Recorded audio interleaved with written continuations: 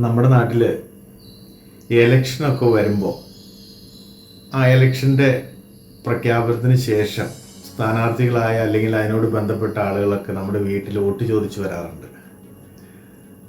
അവർ വന്നു കഴിയുമ്പോൾ നമ്മുടെ അടുത്ത് അവർ കാണിക്കുന്ന സ്നേഹം എത്രമാത്രം ഊർജത്തോടു കൂടിയാണെന്നറിയോ?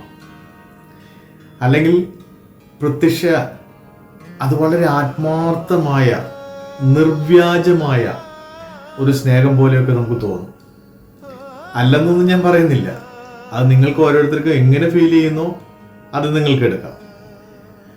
അപ്പോൾ ആ ഒരു സ്നേഹത്തിൻ്റെ ഊഷ്മളത കണ്ടു കഴിയുമ്പോൾ നമ്മൾ അവരോട് പറയും, അയ്യോ ഇന്ന ആവശ്യങ്ങൾ കണ്ടിട്ട് ഞങ്ങളുടെ എല്ലാം ശരിയാക്കി തരാന്നേ, ഉറപ്പായിട്ടും അത് നടക്കും, അതൊക്കെ ഞങ്ങളുണ്ട് കൂടെ എന്ന് പറഞ്ഞ് നമ്മളെ അങ്ങ് ചേർത്ത് പിടിക്കുന്നത് കണ്ടാൽ നമ്മൾ വിചാരിക്കും, ഓഹ് നമ്മുടെ കാര്യങ്ങളൊക്കെ സാധിച്ചു പോയി, അത് സാധിച്ചു, അത് നടന്നു കഴിഞ്ഞു എന്ന് വിചാരിക്കും. ദിവസങ്ങൾ കടന്നു, വോട്ടും കഴിഞ്ഞു, റിസൾട്ടും വന്നു.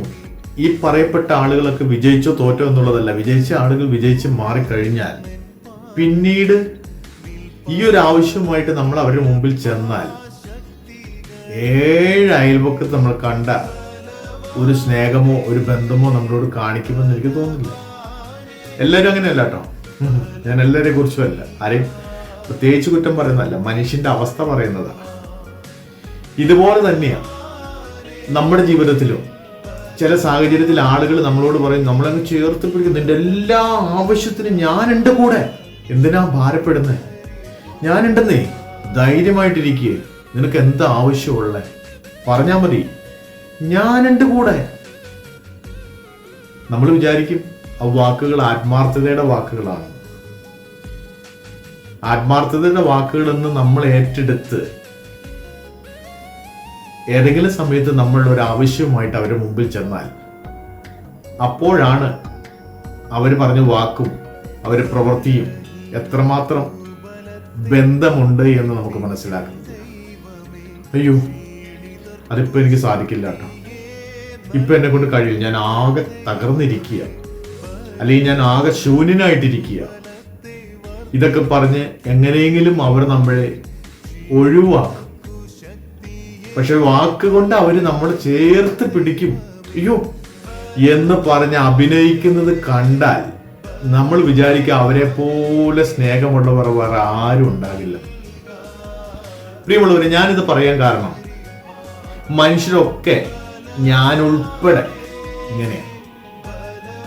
പക്ഷെ നമ്മെ ചേർത്ത് നിർത്താമെന്ന് പറഞ്ഞാൽ, നമ്മെ ഉൾക്കൊള്ളാമെന്ന് പറഞ്ഞാൽ, നമ്മെ താങ്ങി നിർത്തി വഹിക്കാമെന്ന് പറഞ്ഞാൽ അത് പൂർണ്ണമായിട്ട് നിവർത്തിക്കുവാൻ കഴിയുന്ന ഒരാളുണ്ടെങ്കിൽ സർവശക്തനായ ദൈവം മാത്രമേ ഉള്ളൂ. അതുകൊണ്ട് മനുഷ്യനിൽ ആശ്രയിക്കുന്നതിനേക്കാൾ ദൈവത്തിൽ ആശ്രയിക്കുന്നതാണ് നല്ലത്. അതാണ് ദൈവവചനവും പറയുന്നത്. ദൈവത്തിൽ ആശ്രയിച്ചാൽ ഒരിക്കലും നിരാശപ്പെടേണ്ടി വരത്തില്ല, ഒരിക്കലും നമുക്ക് പിന്നോട്ട് തിരിഞ്ഞു നോക്കേണ്ടി വരത്തില്ല. മനുഷ്യർ എത്ര ശ്രേഷ്ഠരാണെന്ന് പറഞ്ഞാലും എത്ര നന്മയുള്ളവരാണെന്ന് പറഞ്ഞാലും അവരുടെ വാക്കുകൾ പൂർത്തീകരിക്കാൻ അവരെ കൊണ്ട് കഴിയത്തില്ല. സന്ദർഭോചിതമായിട്ട് അവർ വാക്ക് മാറ്റും, അവരുടെ പ്ലാനുകൾ മാറ്റും. നമ്മോടുള്ള സ്നേഹത്തിന്റെ ഊഷ്മളതയും കുറച്ചു കൊണ്ടുവരാം. എന്നാൽ ദൈവം നമ്മെ സ്നേഹിച്ചാൽ അത് നിർവ്യാജമായ സ്നേഹമാണ്, അത് നിഷ്കളങ്കമായ സ്നേഹമാണ്. നമ്മെ സഹായിക്കാമെന്ന് പറഞ്ഞാൽ യാതൊരു ലെവലും നോക്കാതെ, യാതൊരു വിധമായ അളവും നോക്കാതെ, നമ്മുടെ പ്രാപ്തിക്കൊത്തവണ്ണം, നമ്മുടെ ആവശ്യങ്ങൾക്കൊത്തവണ്ണം, നമ്മുടെ അത്യാവശ്യങ്ങൾ മനസ്സിലാക്കി നമ്മെ സഹായിക്കുവാൻ, വാക്കിനെ നിവർത്തിക്കുവാൻ കഴിയുന്ന ഒരു ദൈവം നമ്മെ ചേർത്ത് നിർത്തുമാറാകട്ടെ. മനുഷ്യനോട് ചേർന്ന് നിൽക്കണ്ട, അവന്റെ സ്നേഹത്തോട് നമ്മൾ അടുക്കേണ്ടെന്നൊന്നും ഞാൻ പറയുന്നില്ല. അതൊന്നുമല്ല ഈ ഒരു സന്ദേശത്തിന്റെ അർത്ഥം. അതൊക്കെ നമുക്കൊക്കെ നല്ലത് തന്നെ, ഇല്ലെന്നൊന്നും ഞാൻ പറയുന്നില്ല.